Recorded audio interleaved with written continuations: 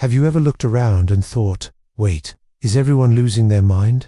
It's a shocking question, but history tells us it's not only possible, it's happened more times than we'd like to admit. The truth is, the biggest threat to a society isn't always an external enemy. Sometimes, the danger brews quietly inside the minds of its own people. And here's the unsettling part. Collective madness doesn't arrive with alarms and warning signs. It slips in unnoticed through fear, repetition, and a false sense of safety. It shapes how people think, how they act, and even what they believe to be true. By the time most realize what's happening, the shift is already complete. But here's the question nobody dares to ask. If an entire society can lose its grip on reality, what does it take to pull it back? Today, we're going to unpack exactly that, and the answers might surprise you. It's fascinating how societies, much like individuals, can slip into a state of mental fog. In the context of collective psychosis, we're not talking about random chaos. It's a structured kind of irrationality, shaped by culture, fear, and shared beliefs. History is full of moments where people, convinced they were right, walked straight into madness. From the Salem witch trials to political purges, the danger was never just out there. It was brewing within. Carl Jung once hinted that the scariest threat to humanity isn't a natural disaster or a foreign enemy, it's our own minds losing balance. And when it happens collectively, it can make entire nations act against their own interests. The context of collective psychosis teaches us that crowd mentality can turn fear into action, even when logic is absent. These historical episodes aren't dusty tales, they're mirrors. Think about Gustave Le Bon's observations. People in crowds think differently than alone. It's as if a switch flips. The context of collective psychosis shows that irrationality spreads like wildfire in these settings. It's both a warning and a lesson.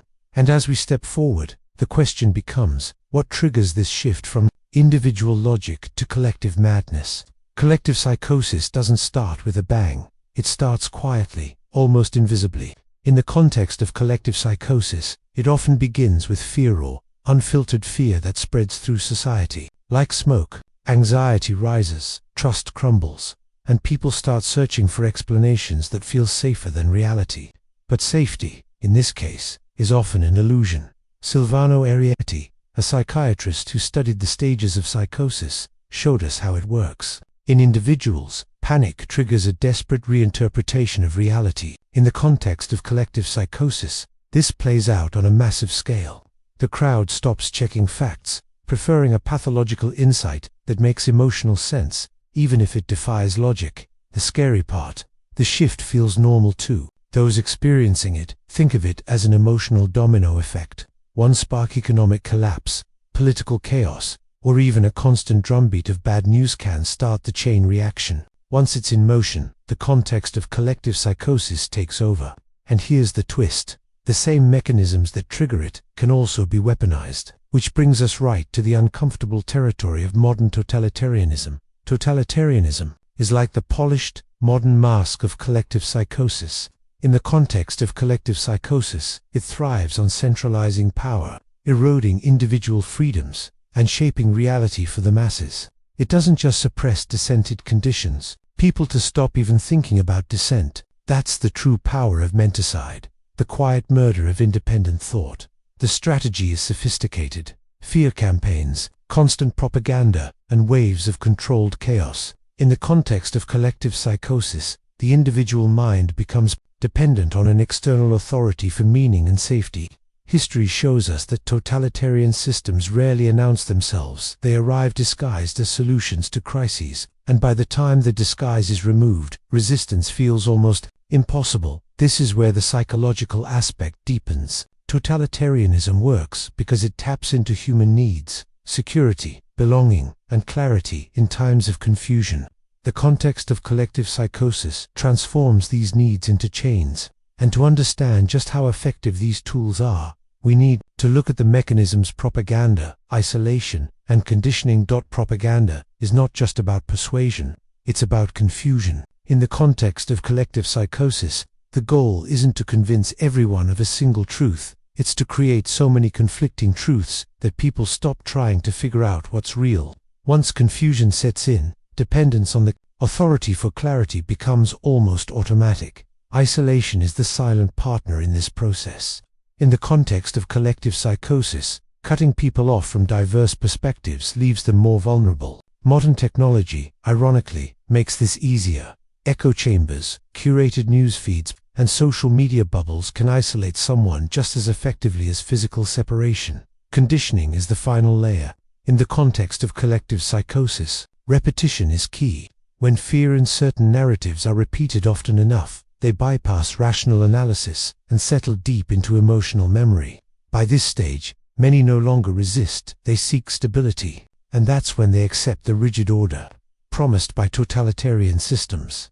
The order imposed by totalitarian systems may look stable from the outside, but inside it's sterile, rigid, and suffocating. In the context of collective psychosis, this false stability erases creativity, individuality, and humanity itself. It's a warning sign when society feels uniform and unquestioning. It's often in the grip of something dangerous. Reversing mass psychosis begins with something simple yet powerful: restoring mental order on an individual level. In the context of collective psychosis, this means seeking truth, questioning narratives, and refusing to accept fear as the default. Humor becomes a surprisingly effective weapon. Mocking demagogues robs them of their aura of invincibility. Another key is building parallel structures. In the context of collective psychosis, these are independent spaces, cultural, educational, or social, where people can think, create, and act freely. Critical thinking, strong human connections, and defending privacy are essential tools. But the battle is far from over, which leads us to the ongoing fight for sanity and freedom. Resisting collective psychosis isn't just about politics or protests, it's about mental resilience. In the context of collective psychosis, the mind is the first battleground. People must protect their autonomy by staying informed, nurturing empathy, and having the courage to challenge authority when it strays from reason. Art, journalism, and open discussion become vital allies. In the context of collective psychosis, these mediums keep the spirit of freedom alive. They remind society of its humanity, offering perspectives that totalitarian systems work hard to erase. Supporting these voices is an act of resistance in itself. Albert Camus once wrote that to be free in an unfree world is the ultimate rebellion. In the context of collective psychosis, every small act of independent thought keeps the flame of liberty alive. The battle is ongoing, difficult, yes, but essential. And that's where we prepare to frame this for the audience in the introduction.